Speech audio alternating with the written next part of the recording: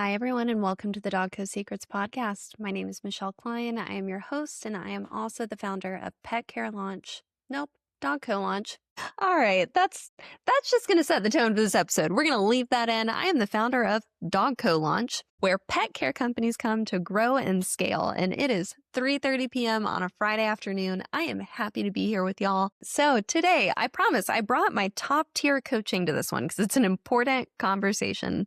Today, we are talking about if you are stuck at the same revenue as last year, some tips on moving forward. So I've had some conversations with companies. We've come into this year, we have these really big goals. We're super excited. And January can be such a tough month, I think, for many businesses, not in our industry as well. And our industry, I think, had a tough January overall. I think especially a lot of companies I work with were hit with very unexpected weather patterns, weather problems. It affected revenue as it does. And so you might be starting to have these feelings come up of like, oh my gosh, am I stuck? Am I actually moving forward? What do I do? Today's episode is for you. So if you are concerned that you maybe aren't growing, you set these targets, you don't want a year that feels quote unquote stagnant, today, I want to talk to you about just approaching all of that. It's going to be okay. I have 3 tactical things that I would encourage you to think on, to do, to study, to look at in your business. So let's dig in.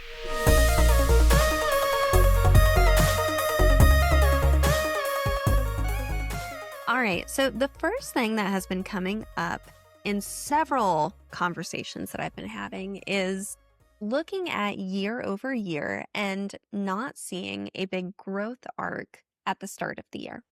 So by that, I mean, it is very normal in this industry. And this is where you really need to know your data, because some of you, this isn't going to apply to. Some of it very much will.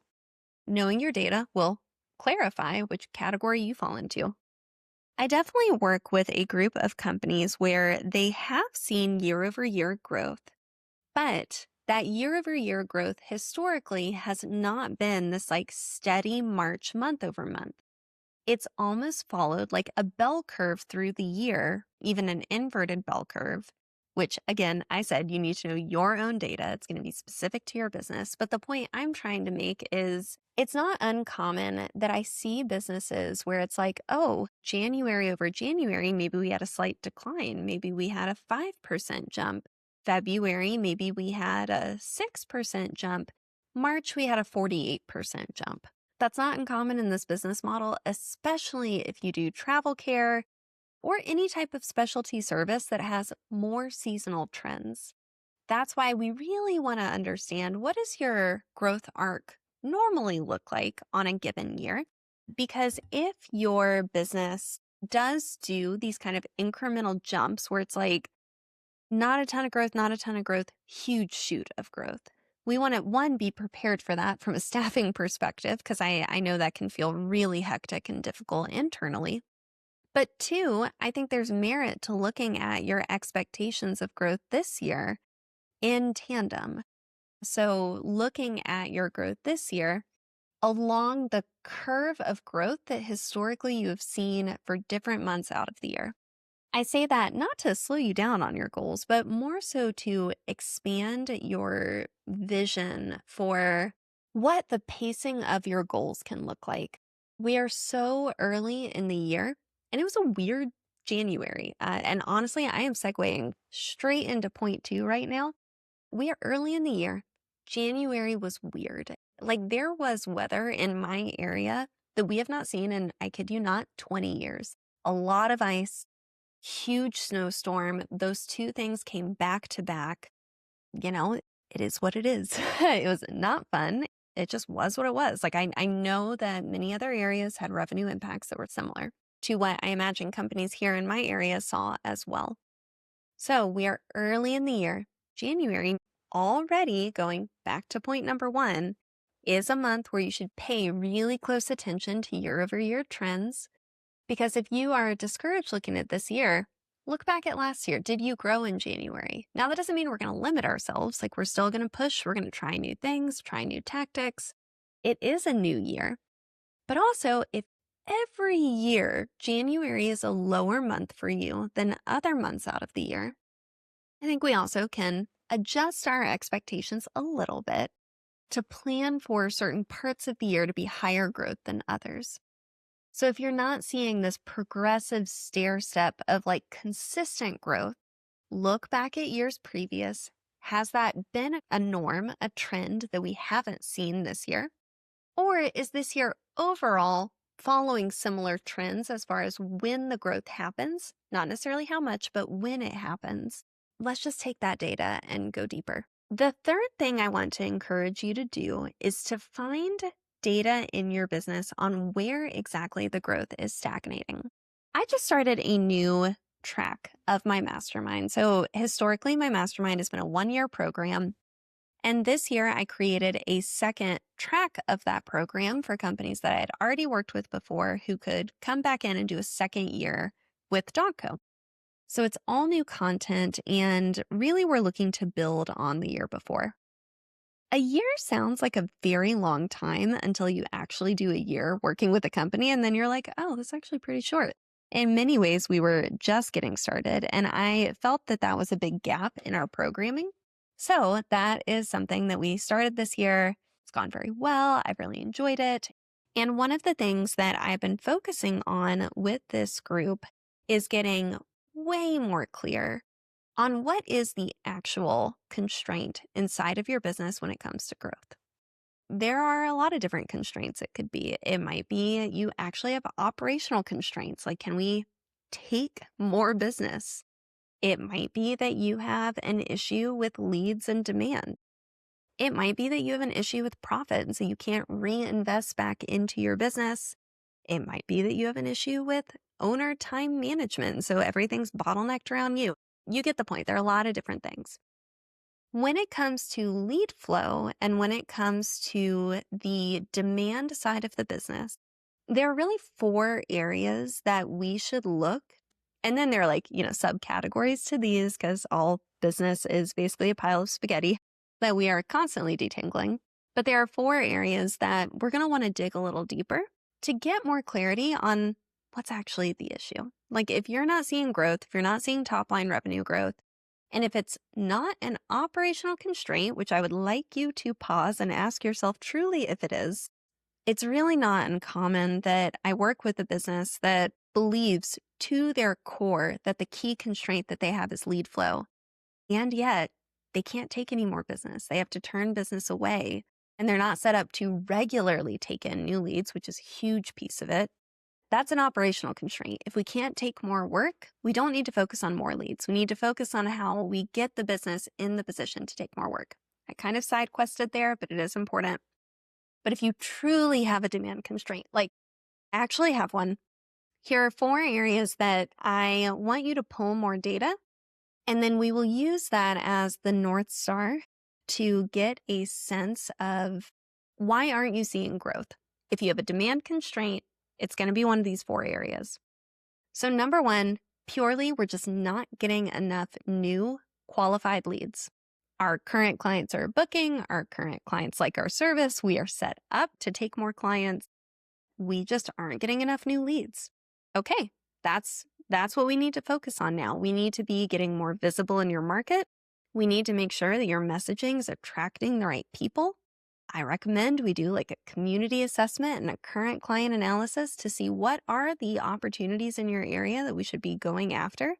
And then we just throw a lot at it to get new leads in the door, having conversations with you. So that's number 1, just purely surface area of business opportunity. Do we have enough leads? Number 2, are those leads converting? So this is going to be the second area. If we're getting enough leads in the door, but those leads are not becoming paying clients, and these are qualified leads that we want, we're not converting them, meaning we're not successfully transitioning them into the business. Okay, if that's the case, then we want to look at how are we nurturing leads? How are we capturing leads? Are we responding to them in a timely manner? Are we really showing the value of what we're doing? Are we asking the right questions in the right order? Like there's a whole deep dive we could do. But that's a different problem than are we getting enough leads? Now, I want to encourage you. Oftentimes, companies perceive they're not getting enough leads, but what actually is happening is they're engaging with people. The leads aren't warm enough yet to convert, but they actually have enough leads. So, an example, any new person that follows your business Instagram account, that's a lead. That's somebody you could reach out to and say, hey, thanks so much for following. Are you local? Do you have a pet? What brought you to this account? Here's a little bit about us, about what we do. That is a lead. That is a conversation with a lead. Any type of connection. All a lead is someone you can talk to about the service. An engaged lead is someone that's actually interested, but so slightly different, but that's a lead.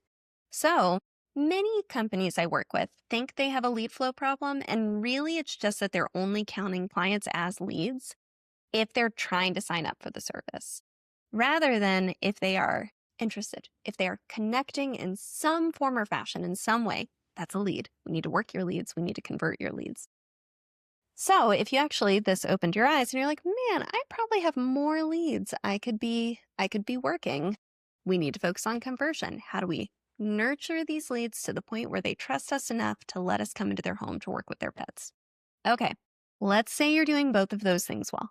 So we have clients, we have qualified leads that are interested in what we do, that we successfully make clients, and we are still not growing.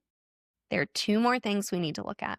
Number one, are the clients you're bringing in spending enough money? You are always going to have churn in your business. And by churn, I mean clients leaving. I have fought this for a long time, like the statement that I'm making, because there was a piece of me that believed for forever you could always retain every single client. Here's the thing, in any business model, you will have churn.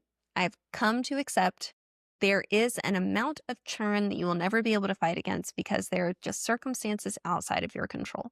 We can do our very, very best. We still want to fight against it. However, there will always be churn. In this business model specifically, because of two very specific constraints, we always will have live animals that age. And, that's just a reality of this business model. At some point, clients will pass. And also, our business model is incredibly geographically constrained. And when that is the case, we are at the mercy of people living in our service area. So people will always move. People will move and pets will pass, and that will facilitate churn. The rest of it, we're going to fight tooth and nail. We're going to try and keep every client that comes in. But the point I am making is that you will always have a form of churn.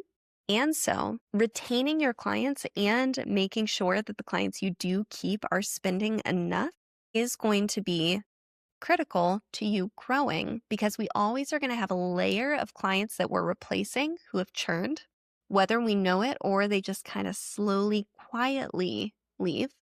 You're always going to have clients that churn that we have to replace. The business, as long as we replace the people that leave, it'll stay at the same size. But if we have churn and we aren't replacing people as they leave, not only are we not growing, we actually are going to start to see ourselves shrinking in revenue size. And I know that's when companies start to get really concerned. If you see receding revenue, I would start with, where are your current clients going? And are they either spending less or are they not spending at all? So are they reducing their spend, or if they churned? And those are the last two areas that if you are not growing, we want to take a look at. So we have 4 categories. How many new leads are you getting? What is the conversion of those new leads? How are you retaining your clients? So for how long? The other way you could ask that question is, how many clients are you losing?